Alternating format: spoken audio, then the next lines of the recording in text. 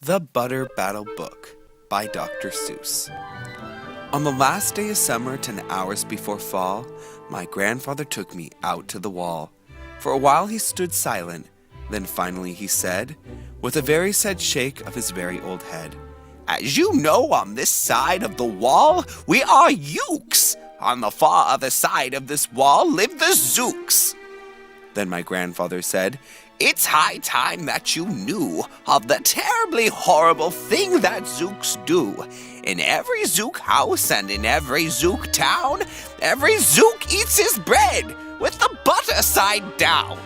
But we Ukes, as you know, when we breakfast or sup, spread our bread," Grandpa said, "with the butter side up. That's the right honest way." Grandpa gritted his teeth. "So you can't trust a Zook who spreads bread underneath. Every Zook must be watched. He has kinks in his soul. That's why, as a youth, I made watching my goal. Watching Zooks for the Zook watching Border Patrol. In those days, of course, the wall wasn't so high, and I could look any Zook square in the eye. If he dared to come close, I could give him a twitch with my tough-tufted prickly snickberry switch. Well, for a while that worked fine. All the Zooks stayed away, and our country was safe. Then one terrible day, a very rude Zook by the name of Van Itch snuck up and slingshotted my snickberry switch. With my broken-off switch and my head hung in shame, to the chief Yuckaroo in a great sorrow I came. But our leader just smiled. He said, "You're not to blame, and those Zooks will be sorry they started this game. We'll dress you right up in a fancier suit. We'll give you a fancier slingshot to shoot." And he ordered the boys in the back room to figure how to build me some sort of triple sling jigger. With my triple sling jigger, I sure felt much bigger. I marched to the wall with a great vim and great vigor, right up to Van Itch with my hand on the trigger. "I'll have no more nonsense," I said with a frown, "from the Zooks who eat bread with the butter side down." Van Itch looked quite sickly. He ran off quite quickly, I'm unhappy to say. He came back the next day in a spiffy new suit with a big new machine, and he snarled as he said, looking frightfully mean, "You may fling those hard rocks with your triple sling jigger, but I also now have my hand on the trigger. My wonderful weapon, the jigger rock snatch 'em, we'll fling 'em right back as quick as we catch 'em. We'll have no more nonsense, we'll take no more gup from you Yucks who eat bread with the butter side up." "I have failed, sir," I sobbed as I made my report to the chief Yuckaroo in the headquarters fort. He just laughed. "You've done nothing at all of the sort. Our slingshots have failed. That was old-fashioned stuff. Slingshots, dear boy, are not modern enough. All we need is a newfangled kind of a gun. My boys in the back room have already begun to think up a walloping whizzing one. My bright boys are thinking they're on the right track. They'll think one up quick and we'll send it right back."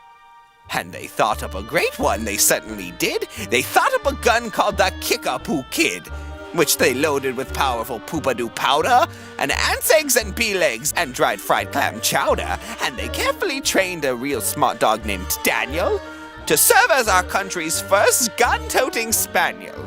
Then Daniel, the Kickapoo Spaniel, and I marched back toward the wall with our heads held up high, while everyone cheered and their cheers filled the sky. "Fight, fight, the butter side up, do or die." Well, we didn't do, and, well, we didn't quite die, but we sure did get worsted, oh, poor Daniel and I. Van Itch was there, too, and he said, the old pig, "The boys in my back room invented this rig, called the 8-nozzled elephant-toted boom blitz. It shoots high-explosive sour cherry stone pits, and will put your dumb Kickapoo Kid on the fritz." Poor Daniel and I were scared out of our wits. Once more by Van Itch I was bested and beat. Once again I limped home from the wall in defeat. I dragged and I sagged, and my spirits were low as I thought they ever could go, when I heard a boom-ba and a diddle-dee-dill, and our butter-up band marched up over the hill. The chief Yukaroo had sent them to meet me, along with the Right Side Up song girls to greet me. They sang, "Oh, be faithful, believe in thy butter." and they lifted my spirits right up out of the gutter. "My boy," smiled the chief Yukaroo, "we've just voted and made you a general. You've been promoted, your pretty new uniform's ready, get in it. The big war is coming, you're going to begin it. And what's more, this time you're certain to win. My boys in the back room have finally found how. Just wait till you see what they've potted up now. In their great new machine, you'll fly over that wall and clobber those buttered-out Zooks one and all." Those boys in the back room sure knew how to putter. They made me a thing called the utterly sputter, and I jumped aboard with my heart all aflutter and steered toward the land of the upside-down butter. This machine was so modern, so frightfully new, no one quite knew exactly just what it would do. But it had several faucets that sprinkled blue goo, which somehow would sprinkle the Zooks as I flew, and gum up that upside-down butter they chew. I was racing pell-mell when I heard a voice yell, "If you sprinkle us Zooks, you'll get sprinkled as well." Then Itch had a sputter exactly like mine, and he yelled, "My glue goo is working just fine, and I'm here to say that if you Yooks can goo Zooks, you'd better forget it, 'cause Zooks can goo Yooks." I flew back home, and as you may have guessed, I was downright despondent, disturbed, and depressed. And I saw, just as soon as I stepped back on the land, so were all of the girls of the Butter-Up Band. The chief drum majorette, Miss Yuki and Sue, said, "That was a pretty sour flight that you flew, and the chief Yukaroo has been looking for you." I raced back to his office. The place was a sight.